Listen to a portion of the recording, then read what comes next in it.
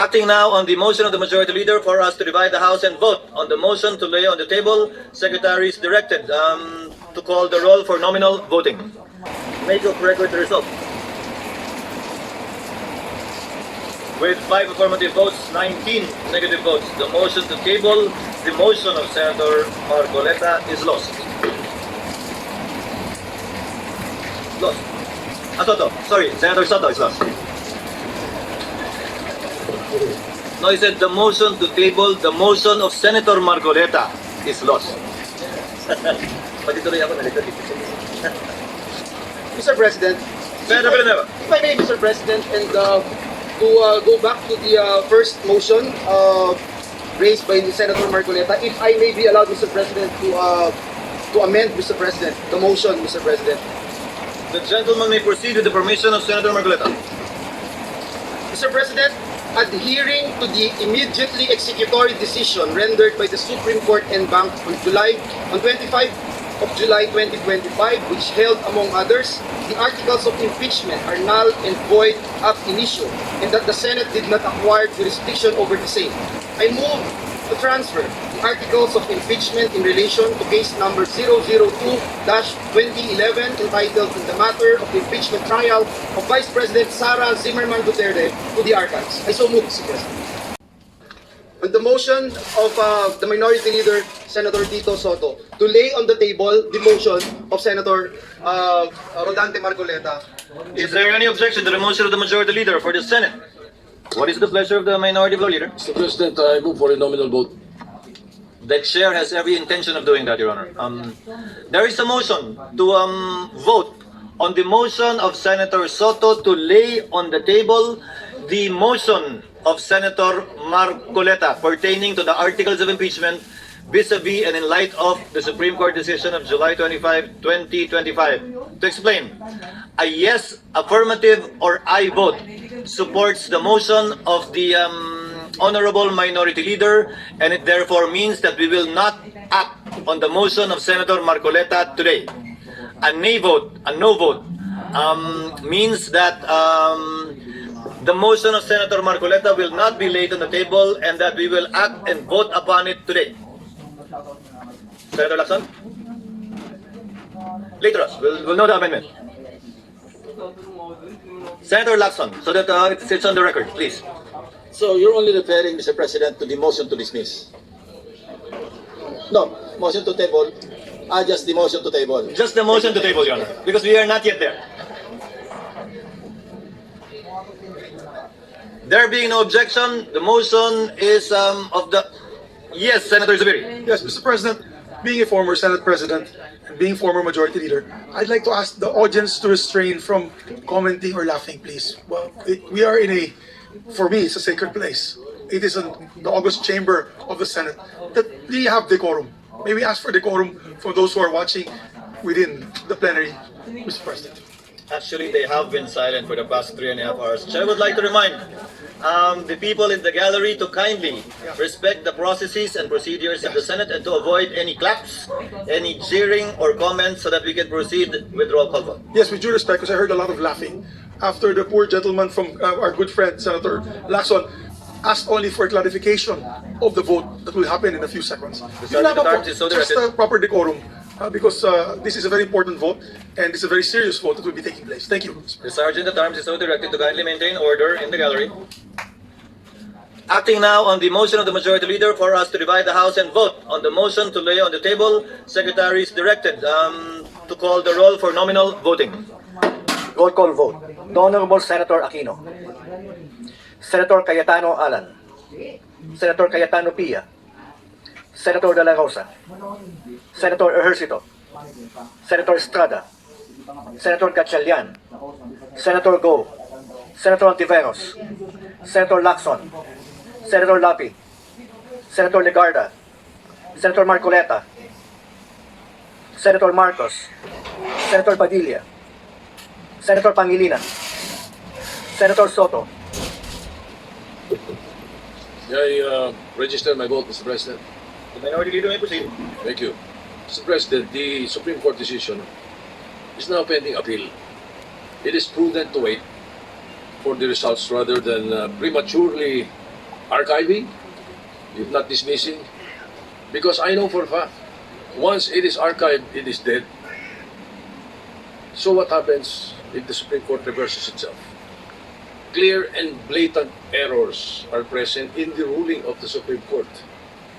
First, they misunderstood the legislative process in assuming that the 19th Congress adjourned sine die in February 5. Grave error. Thus effectively dismissing the first three complaints, paving the way for them to say na ano pala, yung 1 year ban violate. The archiving of the three complaints were done after the initiation of the fourth complaint. The 1 year ban did not set in. Second, the decision practically amended the clear mandate by the Constitution by placing a hierarchy on the modes to initiate an impeachment complaint. Parang wala na yung third option. Third, the Supreme Court retroactively applied the new definition to the present case in the violation of the doctrine of operative facts, thus voiding as well the impeachment proceedings of former President Estrada and Chief Justice Corona. They did not interpret the Constitution, Mr. President. They amended the Constitution. So lastly, the Supreme Court now has the chance to rectify these errors in its decision. So I was hoping to table it, to table the motion so that we can let us afford them this opportunity for the benefit of future impeachment processes and to uphold the clear mandate of the 1987 Constitution. All we needed to do was wait a little. And so I will have to register a yes vote.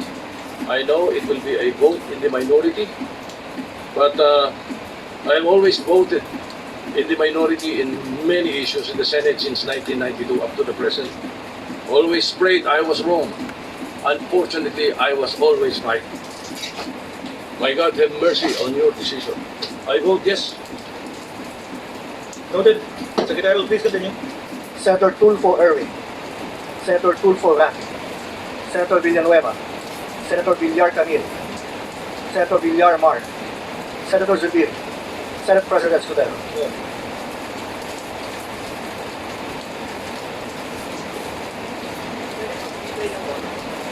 Before the explanations of vote, Chair would first like to make of record the result. With 5 affirmative votes, 19 negative votes, the motion to table the motion of Senator Marcoleta is lost. Lost. Soto. Sorry, Senator Soto is lost. No, he said the motion to table the motion of Senator Marcoleta is lost. Patituloy ako, nalito dito. Mr. President, Senator Villanueva. if I may, Mr. President, and to go back to the first motion raised by the Senator Marcoleta, if I may be allowed, Mr. President, to amend, Mr. President, the motion, Mr. President. The gentleman may proceed with the permission of Senator Marcoleta. Mr. President, adhering to the immediately executory decision rendered by the Supreme Court en banc on 25 of July 2025, which held, among others, the articles of impeachment are null and void ab initio, and that the Senate did not acquire jurisdiction over the same. I move to transfer the articles of impeachment in relation to case number 002-2011 entitled In the Matter of Impeachment Trial of Vice President Sara Zimmerman Duterte to the archives. I so move, Mr. President. What does Senator Marcoleta say? Yes, sir, Mr. President. There is a motion as enunciated by the minority floor leader. What is the pleasure of Senator Zubiri? Yes, thank you, Mr. President. Mr. President, instead of a viva voce vote motion, may we be allowed to manifest our votes with a short manifestation? Mr. President, each and every one. Just, Yeah, two nominal voting, Mr. President, with the permission of the body. I think, Senator Soto, the motion of Senator Zubiri is to conduct nominal voting and allow the members to explain their votes after casting their vote, not after everyone has voted. I think that is the tenor of the motion of Senator Zubiri. The motion.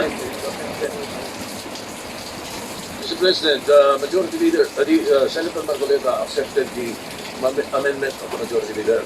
So what are we voting on now? Maybe now... The motion here- as amended Yes, by the motion Senator as- Villanueva. May we hear the motion as amended, please?